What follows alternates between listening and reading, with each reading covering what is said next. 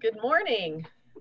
Really looking forward to this session. I see some names I'm familiar with. I wish I could see your faces in real life at a real venue with real snacks. but this is a good second best, and it's certainly a safer way to have a conference at this day and age. I'm going to give it one more minute. We'll just let it make sure that everybody who wants to join us can join us.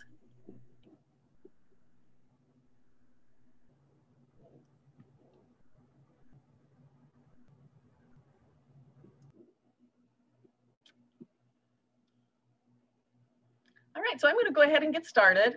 My name is Kristin Musch, and I actually work for Blue Cross Blue Shield of Arizona, but I've been with the coalition since its inception, and just it holds a very special place in my heart, and I'm glad that I can get to continue working with them. I want to welcome all of you to this session that is regarding the COVID-19 vaccine delivery to veterans, caregivers, and family members. And we're very, very fortunate today to have 4 panel members with us, one from each of the 3 VA health systems and one from the state of Arizona. And they're going to be talking about their experiences, their successes and challenges with the vaccine rollout. I just want to remind everybody that the COVID-19 is a novel, meaning a new virus. And I often hear lay people talking about how the rules of the pandemic keep changing. And I think it's really important to remember that we're learning more about this as we go, and we don't know what we don't know. And with this panel of experts today, I hope that you utilize this time to ask any questions that you have. I'd like to introduce Ashley Schulte, who is our facilitator, and she's going to talk a little bit about how this process will go as far as questions and the survey. So Ashley, thank you for joining us. Thank you, Kristin, and thank you all for joining us as well. I'm just here to help with the housekeeping, so let me know in the chat box if you guys have any questions. We'll also keep everyone muted since there's so many of us. So if anyone has any questions during the presentation, go ahead and type them into the chat box, and I'll share it with our presenters. And then I'll also be sharing a survey if everyone could take it at the end, a little link to let us know what you thought of the session and any feedback. So thanks again, everyone, and welcome. Thanks, Kristin. Great, thank you. All right, so I'm going to quickly do just a name introduction, and then we're going to have our panelists give you their brief bio. We have Dr. Kristina de los Santos, who represents the Southern Arizona VA healthcare system. We have Dr. James Johnson, who represents the Northern Arizona VA healthcare system. We have Dr. Leslie Lockridge, who represents the Phoenix VA healthcare system, and Paul Shannon, who represents the state of Arizona. So I would like our panelists, let's start with Dr. de los Santos, to please just share the number of vaccines that your organization has provided thus far and give us a brief biography about yourself. Hi, good morning, everybody. Like she said, I am from the Southern Arizona VA healthcare system, which is centered in Tucson, Arizona, but we cover all of Southern Arizona. I am one of the 2 site coordinators for our vaccine effort, and my usual position here is the chief of the pharmacy service. My co-coordinator is a associate chief nurse here. We were asked to share our number of vaccines that we've given, and we're passing a milestone today, so I'm really excited to share that with all of you first. We will be passing 45,000 vaccines administered today. Since December the 22nd, when our Moderna product landed, we had it the program started within an hour of that vaccine being on campus. Thank you. Thank you. And now, how about Dr. Johnson? Hi, everyone. Happy to be here. So I'm in Northern Arizona, and so the Northern Arizona VA healthcare system covers the top half of the state. We cover just over 70,000 square miles. And so our demographic and our population is a lot of the rural and more highly rural areas in Arizona. And we also share some common clinics with Indian Health Service and the Indian Service clinics up in the northeast corner. So my real job is I'm Associate Chief of Staff for Research Education here at Northern Arizona. I'm an internist by trade. And then during the pandemic, I was the Chief of Operations for our COVID efforts. And then they allowed me to kind of maintain the oversight of the vaccination program as we moved out of our incident command structure and moved into our moving forward status as we are now. So Northern Arizona has given just under 20,000 individual vaccinations to date, and that's a little over 9,000 veterans. Also, of course, that includes our staff population and those total doses given as well. So we're real happy to be able to get the vaccine out. We were one of the first to get vaccine out to our CBOCs. And so our CBOCs were out in the Lake Havasu, Kingman, Flagstaff, Cottonwood, and then we have one in Anthem. And so like everyone else, we received our vaccine on the 22nd of December, and we started doing vaccination out at the CBOCs on the 6th of January. We had a little hiccup in between there because of something called a snowstorm. And so the roads were impassable for a couple of days. So that slowed us down a little bit. But we've been ongoing with vaccination, not only our primary site, but all 5 of our CBOCs since that time. And it continues now. Fantastic. Dr. Lockridge? Hey there, good morning, everybody. My name is Leslie Lockridge. I'm from the Phoenix VA, so sandwiched in between Southern and Northern Arizona VAs. We serve a little over 100,000 veterans, and so our catchment area is pretty large. But I am the Associate Director for Patient Care Services and the Nurse Executive here in Phoenix. And as others had talked about their incident command structure, I served as the head of the planning section during the incident command. And so as we've transitioned more into now the moving forward stage and other things that we're working through, I have retained oversight for vaccination efforts here at our facility. As I mentioned, we serve a little over 100,000 veterans. Large volume of those are concentrated here in Metro Phoenix, but we also serve a highly rural population as well that spans over into the Show Low and Globe and Payson areas. We received our first dose of vaccine. We have the Pfizer vaccine here, so I know you'll hear others talk about they have the Moderna, but we have Pfizer here. We received that and also were able to give our first dose the day that it was provided to us as well. And we have given a little over 63,000 vaccines to date. We do that at our main medical center, and we also do our CBOCs as well. We have structured our CBOCs to where they're drive-through vaccination clinics, and we also do, we have from the very beginning taken not only scheduled appointments, but also walk-in clinics here at the main facility as well. So thanks for having me, and look forward to talking a little bit more. Great, thank you so much. And last but not least, Paul Shannon.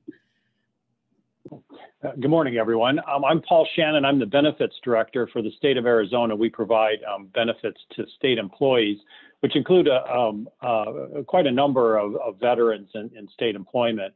We started our vaccination effort on January 4th, and we're able to put together a clinic in the parking lot of the Department of Administration building later on that week. We also worked very closely with Department of Corrections to vaccinate their employees.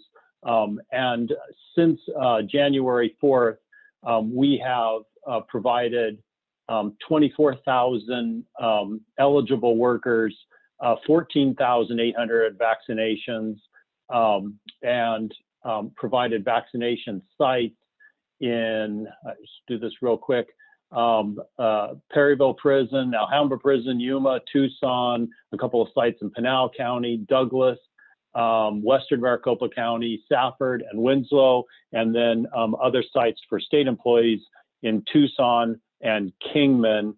And at this point, we are sort of winding down as demand for vaccination is starting to subside.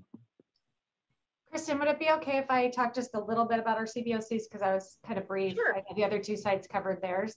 Sure. So we have 7 outlying clinics, Yuma, Casa Grande, Sierra Vista, Safford, Green Valley, and then 2 in the Tucson metro area.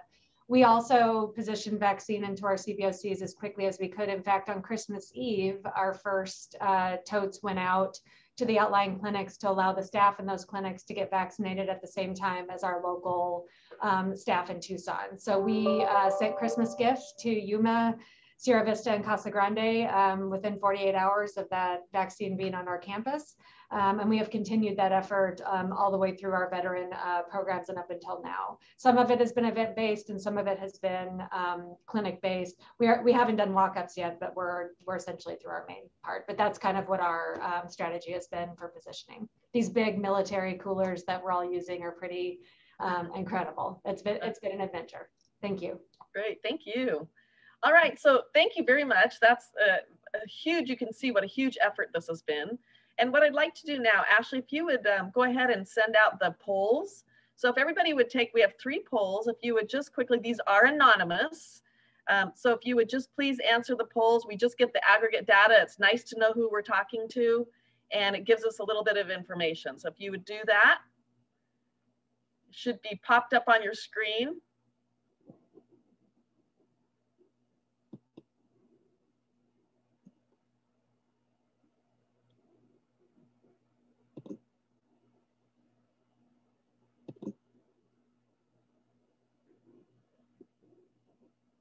I hope the speakers can participate.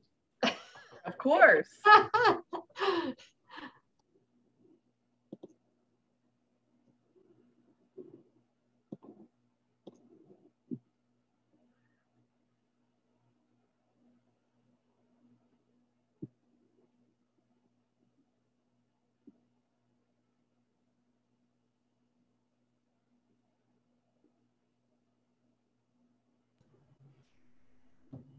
We're drawing out everyone's anticipation of the answers.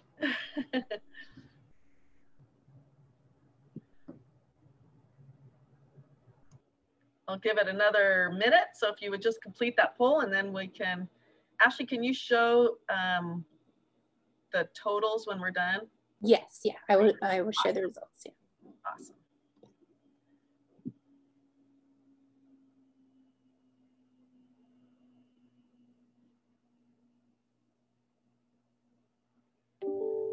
I think I can't answer the 3rd question, and it won't let me submit without answering it. We did forget to put a non-applicable, so you can always just answer some other reason is fine. Okay. Thank you. Or just put no concerns, maybe. Okay, let's go ahead and show those results. Ashley?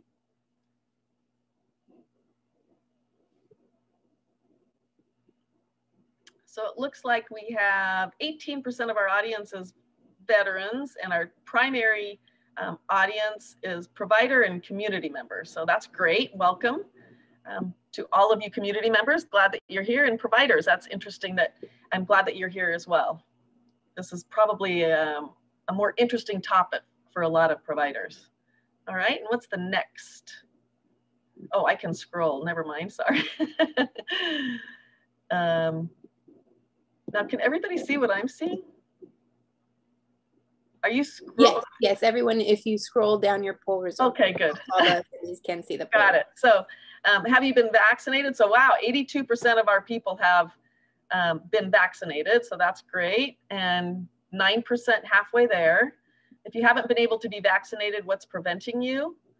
And it looks, the good sign is that at least people are being able to find vaccination sites and being able to get appointments, and it looks like that's one of the primary issues that was a problem early on. It looks like 27% are not concerned about COVID-19, and for some other reason is 73%. I just checked not concerned because I couldn't find anything else to check, but I'm very concerned about it. Yeah, me too. That was the choice I picked too. There wasn't any way to complete the summary, the questions without checking something, so I just checked that, but I'm very concerned about it. Okay, well, I'm glad to hear that. All right, so I'm going to stop sharing these results. All right, so the way we're going to do this is to just have some prompts. So if anybody has some questions and they would like to put them in the chat box, please do so. I want to just start out with basic things. What were some of the initial logistical barriers to getting the vaccine out to veterans? Does anybody in particular have something they want to share on that, the panelists?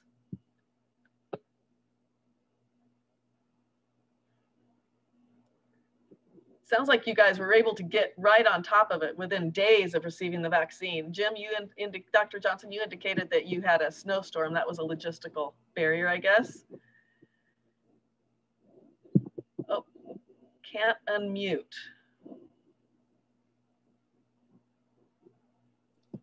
There we go. There we go. Now. Yeah, got it now. Okay, there we go. Okay, phew.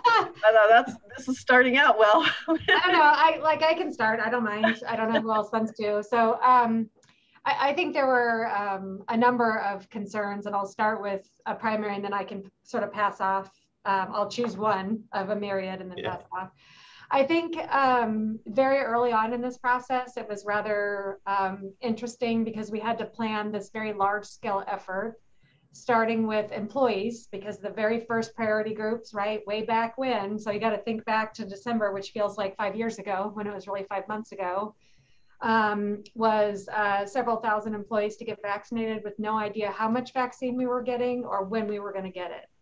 And it's a pretty interesting prospect to plan a major, I still have goosebumps from this actually, a major event like this that you have to stand up as fast as you can because we were in the midst of a surge, right? That was about to get worse with the holidays right behind it, around 2 major holidays of the year, Christmas and New Year's.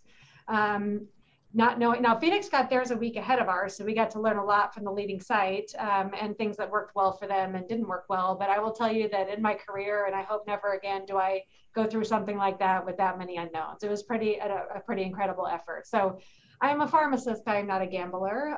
We are rule following individuals by nature. And for me, this is a real stretch assignment. So we gambled that very first day, and we had a full clinic scheduled starting at noon on the 22nd, because we finally knew that the vaccine was coming on that day. And the good news is I only hedged by about an hour. We were about an hour behind that, and it was frozen. So we had to thaw it out. Remember way back when, right? We were literally standing there and had it in arms within 60 minutes. So I think I'll pass off, you know, some of the other hurdles that we've all experienced, but for the very, very start of this, not having any idea on how much we were getting or when we were going to get it really made planning a major project like this a challenge. Great. Yeah, I mean, I'll tag on to that. You know, yes, it does feel like we've been at this for a long time, and it's only been 5 months. Yeah, Phoenix, we received and gave our first dose on December 15th, so we were right about a week ahead of some others. And I think, you know, again, we have Pfizer, so that's some of the differences between sites that got Pfizer and others that got Moderna. But some of the biggest challenges that we had early on, though, was just trying to figure out how to match that demand with the supply to make sure that we didn't have any wastage. And so, you know, we have gotten very good at that since then, but there was the very initial rollout of this, we placed a lot of emphasis on making sure we didn't waste a single thing. And so we started out almost batching five, 6 people at a time coming through to get it, so that we would know really to have those. For Pfizer, we had 6 syringes, so that we would know that we didn't waste anything, and we would run around and find somebody. So from the very beginning, it was learning how to make that coordination between pharmacy, who was drawing up, and making sure that we used it within the time frame, and we used everything. And we again gotten very good, but that was a big area of focus if you just want to think about what stressed us at the very beginning. Yeah, I can understand that. And Dr. Johnson, I'm going to ask the next question for you. Tell about what kind of processes had to be put into place to get out to rural areas, to the highly, you know, the CBOCs and the highly rural areas. What kind of challenges did you have? Yeah, the entire process of getting the vaccine out, you know, we all experienced it. We were all functioning under the same guidance, which was extremely tightly controlled, down to like every single dose that was reported on a daily basis. And then kind of in addition, the other thing that to get this kicked off is we didn't know which vaccine we were going to get until like a week before, and the storage requirements and the transport requirements and all that were very different for the 2 different types of vaccine. And so, you know, you had to do an awful lot of planning up front for both sides of whatever you would get. And then once we found out we'd be getting the Moderna, we launched that aspect to it. So there was an awful lot of background work, just simply involved with having everything in place for whatever you were eventually going to get. And then, like Leslie said, you didn't even know how much you were going to get. And so you're trying to staff, you're trying to find space. It really was a logistical nightmare. A lot of people came together. A huge number of departments played a role in that. And they worked together cooperatively, and it really was a great team building. You know, they say, you know, a crisis brings folks together, and that's just so true. For the C-Box, to have a transportation plan, especially because our furthest C-Box is about 4 hours away, the transportation plan had to go through and be approved through the VISN, through our pharmacy executive there. And so, again, you have to look at what the guidance was, what the temperature control was. There was a lot of security concerns early on. We had to get these specialized coolers, which are really cool. Somebody said they wish they had one of those when they went fishing, because it'd be an incredible, great cooler for fish. But nobody's used it for that I know of. But anyway, we had fish. Yeah. And then that was one of the things we were delayed, is the coolers had to get delivered to us, and because of the snow, they couldn't get to us.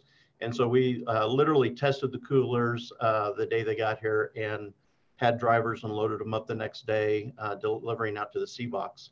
Now, delivering out to the C-Box is one thing, but then storage of vaccine is a whole nother thing. And so the storage of vaccine has a whole completely different set of rules and safety concerns. You know, what if the power goes out? Most C-Box don't have backup power supply. Most C-Box don't have a -20 refrigerator. So there were a lot of things we had to look at that. So we currently have a storage plan in place, and we're waiting for equipment that is going to allow us to have backup power supply. And as soon as we have the equipment coming in, which of course is back ordered throughout the nation, we'll actually be storing it out there. But the reason that's important is we had drivers having to meet at the pharmacy with the pharmacist to get the vaccine from them as early as 5 o'clock in the morning, to drive out to these C-Box that are in outlying areas to start the vaccine, so they could get through everybody in the day. So the schedule was really a tricky thing. And because we couldn't store any vaccine, the whole thing with wastage was also a really big issue. So I guess it's just the extra layer of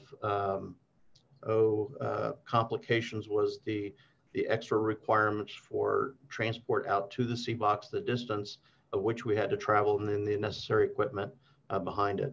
But we all learned a lot, and it went well, and we're continuing to do that today. Hopefully we'll get backup power very soon, so we'll only do a weekly drive out to those clinics, because I think we're going to be doing this for a while. Yeah, thank you. And you all talked about wastage. Leslie, you indicated that you really factored that into what your processes were. Did anybody come up with some interesting, unique ways to ensure that you didn't have the wastage? Yeah, I think we all sort of worked really hard on that. From a pharmacy perspective, if I can just add for the VAs anyway, the VA chose to regulate this vaccine the way we do our very highest controlled substances. So every single dose was signed out of our controlled substance vault. Every single dose was recorded at a secondary record. And this is starting all the way back from employees. Nothing about this has been the way we do business in a usual fashion. In fact, for Pfizer in particular, and the vaccines, if there's a pharmacy on site, the nurses don't draw this up, which is step one of how we normally do business, right? I normally put a vial of vaccine in a clinic and a nurse draws it up and gives it. So literally nothing about this has run the way we do business usually. So starting from very early, it was really easy to find people who wanted a vaccine because no one was vaccinated yet. So you'd get to the end of the day, you'd have 3 doses left, you would put the word out, people would flock, right? You'd pull ahead appointments for tomorrow, you would find a veteran. We flattened all of our priority categories pretty quickly with this effort. We tried to stick to the age categories the best that we could, but we did not waste a single dose. We had a couple of syringe malfunctions that were kind of early, that caused a partial dose administration. And we still try to this day to not waste a single dose. That's become more and more difficult over time. And the rural areas in particular, we had very limited access. Like if there's a lot of things that I would do differently, right? But not having a single dose product out there and having to touch every person twice, boy, those areas were really a struggle for us to get through the very large numbers of people we had out there. So we eventually got right-sized and got some events out there, but man, that was a challenge. And initially it was a very stressful thing. You'd literally be at the end of the clinic day holding a bag. I've worked these events, right? You'd have a bag with 3 or 4 in it. I think all of us were that way. And we did everything we could to not waste a single dose. And we have been really incredibly good at it.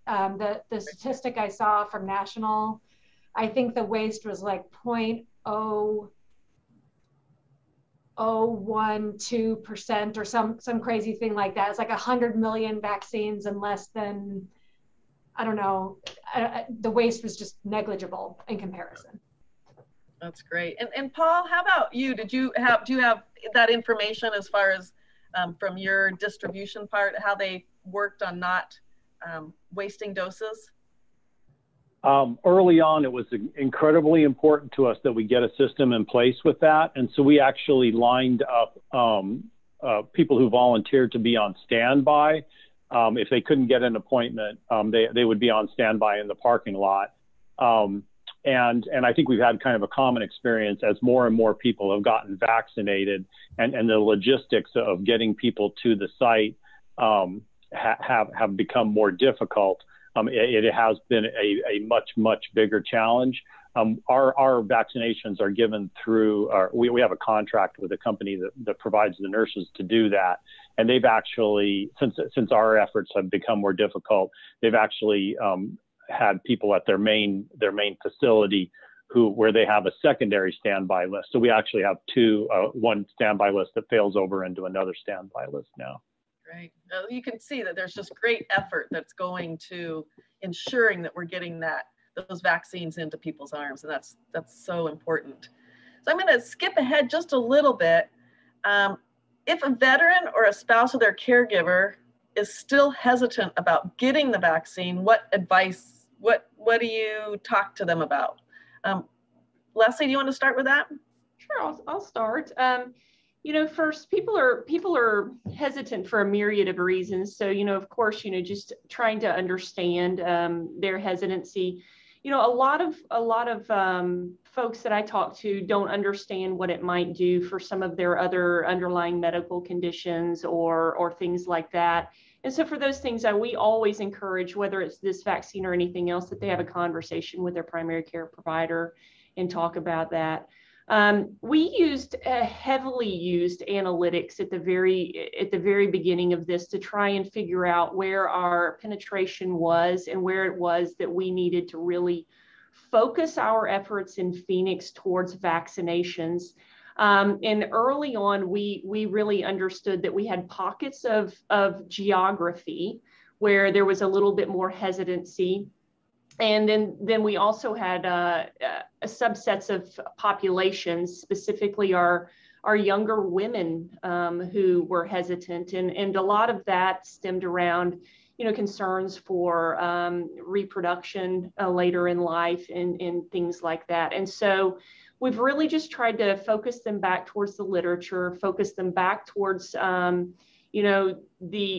information that the FDA has put out, and then also make sure that they have really good conversations with their medical providers if they're unsure about anything else. But it is definitely a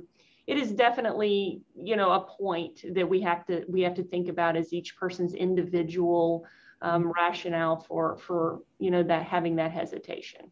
Yeah, thank you. And Dr. Johnson, would you like to contribute to that? Yeah, and then Leslie's last statement really is a great segue into what I was going to mention. There's something called the health belief model, and each of us make decisions about our own health based upon our individual health belief model. And so my approach, been talking with folks, is number one is find out what is the hesitancy. It may be something very rational. It could be something totally what we consider irrational. But you really need to understand why that person is pausing, because you can talk all day long, but if you're not addressing their concern, it won't do any good. And so I've heard a myriad of reasons of why people have chosen not to. And typically, if you talk through with them, I would say probably about 50% of them just needed to have answers and needed to hear it from somebody they trusted. About another 50% just was like, yeah, I'm just going to wait. You know, they weren't convinced, and they just didn't feel like there was anything really that they had to do. So I think that the vaccine hesitancy, it's not just COVID vaccine. If you look back through immunization, back through, you know, the last 30 years, there have been a lot of people who have avoided vaccines for different types of reasons. And so really our goal is just to reach out to those individuals and talk with them about it and get a better understanding of it. We certainly don't want to exclude them in any way, because they could change their mind at any point. And so we just leave the door open. And if I could add from a scientist perspective, you know, I'm a pharmacist, so I live in data like the physicians and the nurses do. What's happening with the Johnson & Johnson vaccine, you know, this vaccine development has been incredible in terms of its speed, right? So nothing has ever been developed this quickly. Nothing has ever been given this at this volume this fast. So that we were able to find or identify a literal 1 in a million side effect is a blessing. It's also scary, and it sounds scary, but I think it's really pretty incredible testament to you know, 6 weeks in, that you can find something that occurs in 1 in 1.2 million people is certainly unprecedented. The surveillance for this has been very aggressive and rigid. We report every side effect. We have a lot of great infrastructure in the VA to make that happen. And I know that it's going to make a lot of people worried about getting one of these vaccines, but I can say that had this been usual care, it would have taken a really long time to find this. A decade, longer maybe. We may have never been able to put it together, because it may have been really disconnected events over a very long period of time, and that gets really difficult to collate and make decisions about. So it is a concern. We have paused, and healthcare providers know how to recognize it, which is the most important part of this, and a blessing in disguise, even though these terrible events have happened. So just something to think about. Yeah, thank you, because I do know that people are talking about that a lot, and I think Dr. Johnson, you put it into perspective. What didn't you figure it out was like 0.00097% or something? Yeah, I got to count the zeros on my hand so I can get to it. There was recently a really good article in one of the peer-reviewed journals looking at the absolute incidence of this in the general population, and then what the incidence was within that subpopulation of the vaccine, and the numbers really are very pretty much the same. And so I think this speaks well to our scientific community in that truly this is an overabundance of caution. You know, you probably have a higher risk of developing complications, including thrombosis, from actually contracting COVID than if you're a certain age group with this one particular vaccine. So I'm hoping what people come away with this is confidence in that system overseeing that, and not a continued concern about the risk of the vaccine, because there's a lot of information now showing that the risk to others who would potentially become infected now, and the risk to the individuals is actually less with the vaccine than an actual infection. Mm-hmm. Mm-hmm. Thank you. So somebody mentioned this earlier, that as far as this becoming part of routine care, right? We've heard information that they're anticipating that we may need boosters, and can you speak to how you're going to be incorporating this into ongoing care? Yeah, so we're working really hard to normalize that. Our volume has slowed down pretty significantly. A lot of the VA's mandates have been record keeping related, so that's slowing it up sort of a little bit. But our goal to do this in groups of whatever the vial size is, 5, 10, 15 in the future for Moderna, is not necessarily going to change. But we are going to have the desire to sort of position this everywhere, right? Every clinic everywhere that we can, and on our main campus, not have it be such an event-based kind of thing. So I think that's going to depend on vaccine availability. And in our particular case, getting to 10 is harder than getting to 5 or 6, as Pfizer is now, or 5 with J&J. So I think there's a little bit unknown about how this is going to look in the very distant future, but boy, we're sure trying to get there. Yeah. And that includes having rules in place for storing this, because ours have all been turnaround trips. So for example, today is our huge CBOC day. We're going to 4 out of the 7 of them. And it's all been a turnaround trip. You take it out, you use everything that you have, and you bring back empty transport coolers, and that's not realistic or possible. So we've worked together in the VISN, the pharmacy chiefs have to develop plans to store them overnight in the transport coolers, backup batteries, monitoring all these things to make sure that we don't have waste. Yeah, I'll jump in. We're doing very much the same thing with our CBOCs. So they're turnaround trips here for us. And again, it's really the storage issue that we have. We go there every day. And so we've got a lot of resources that we're using, bringing things back and forth and standing these clinics up at the CBOCs every day, as well as running a pretty large one here at our main site.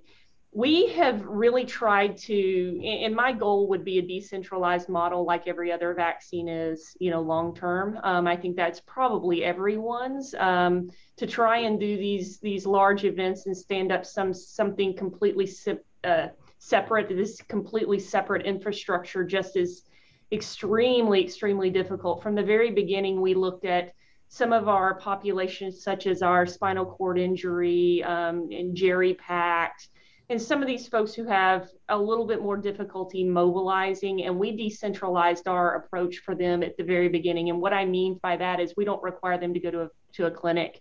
We bring the vaccine into those clinics. And so that's just another layer of complexity that we've been doing here from the very beginning. We look at the schedule the day before, we vet them, we have the conversation with the veteran, we make sure they're eligible for the vaccine, there's nothing there. And we bring the vaccine to those small other clinics, and the nurses there administer it there.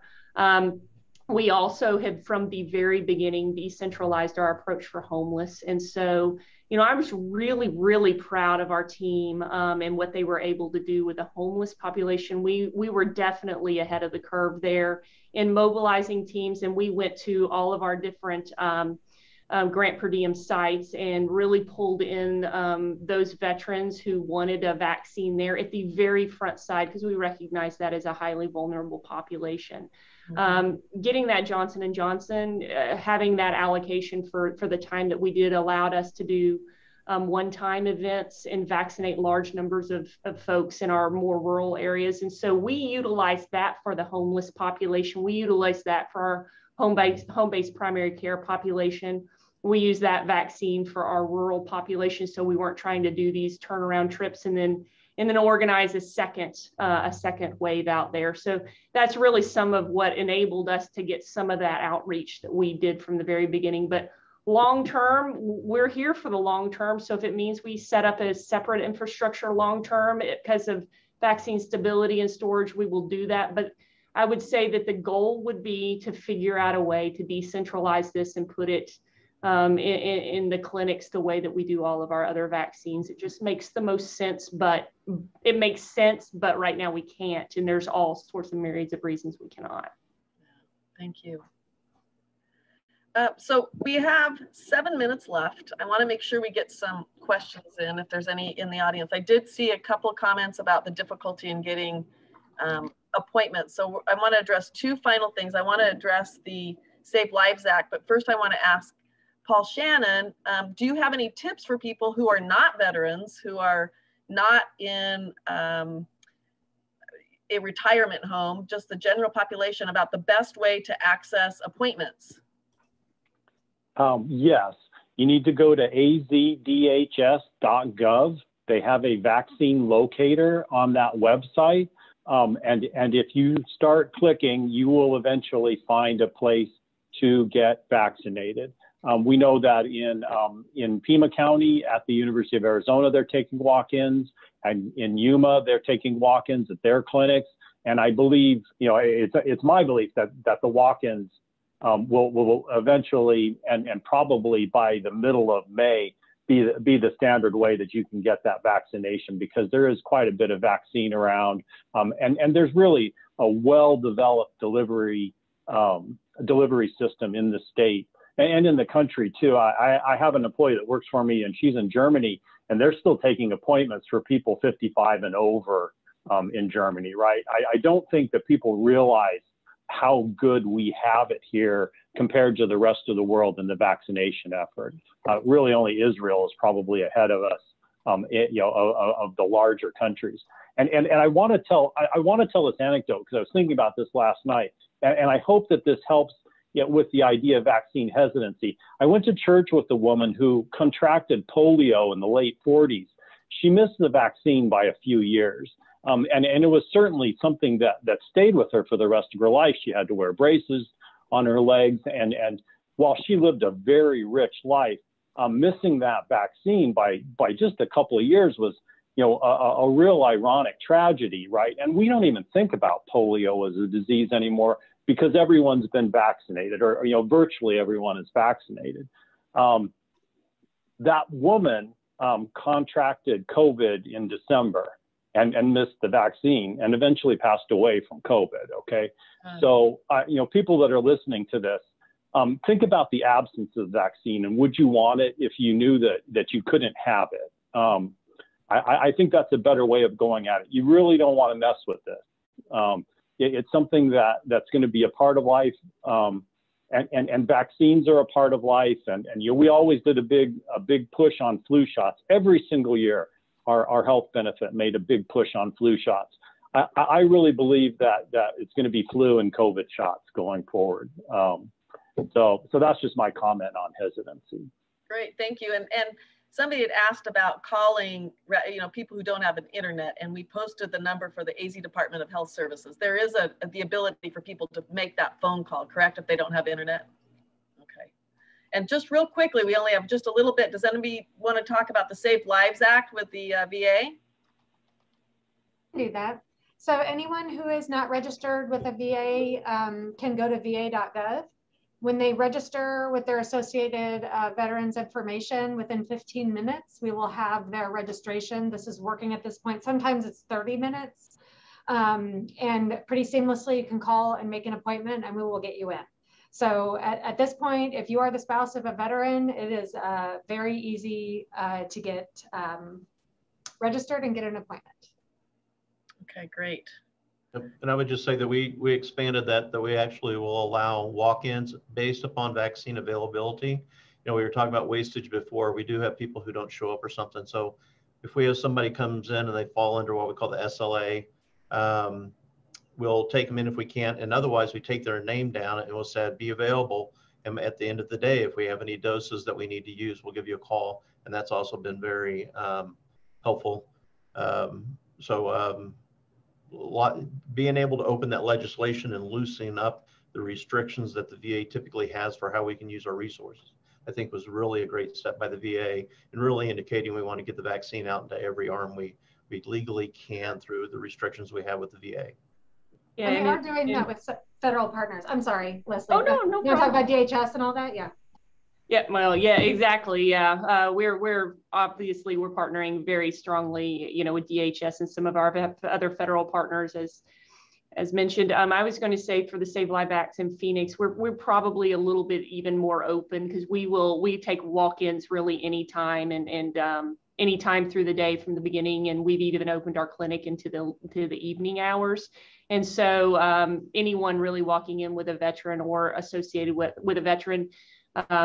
We have placed eligibility folks down with our vaccine clinic so that they can get any paperwork needed or anything done at the time that they're there, and they can get everything done. Our entire focus and our entire layout for the way that we've done things is to avoid sending people anywhere else. And so if they walk through our doors, we sweep the lobby, we go to the emergency department, we go into the clinics. Our MSAs in the clinics can send folks straight down, but we don't want people to have to leave and have to come back another day or another time.